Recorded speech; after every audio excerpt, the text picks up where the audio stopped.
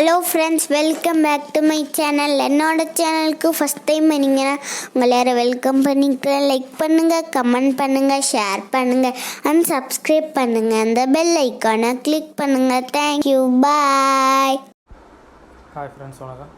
இப்போ நம்ம எங்கே இருக்கோம்னா குரோம்பேட்டில் தான் இருக்கோம். இங்கே தான் ஒரு 2 BHK ஃப்ளாட் வந்து சேல்ஸ்க்கு வந்திருக்கு. இது பார்த்திங்கன்னா ரயில்வே ஸ்டேஷனுக்கு ரொம்ப நியரஸ்ட்டாக இருக்கும். நியூ காலனி சைடு வந்திருக்கு. MIT பிரிட்ஜ் இருக்குது இல்லையா, அதுக்கு கீழே 12th கிராஸ் ஸ்ட்ரீட்டில் தான் இந்த ஃப்ளாட் இருக்குது.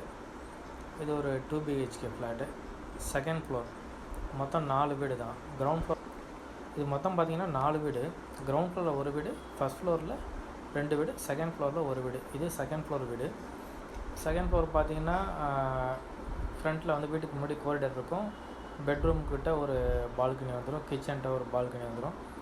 டெரஸ் வந்து நீங்கள் நல்லா யூஸ் பண்ணுற மாதிரி இருக்கும். ஃபுல் அண்ட் ஃபுல் நீங்களே ஆக்குபை பண்ணிக்கலாம், அந்த மாதிரி இருக்கும் டெரஸு. வீடு பார்த்திங்கன்னா ஆள் இருக்கிறாங்க, அதனால் ரொம்ப கிளியராலாம் வீட்டை எடுக்க முடியல. வுட் ஒர்க் எல்லாமே பண்ணியிருக்கிறாங்க, கபோர்டு ஒர்க்கெலாம்.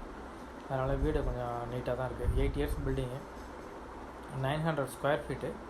இதில் 514 வந்து UDS வருது உங்களுக்கு. ஈஸ்ட் ஃபேஸிங் பார்த்துருக்கு.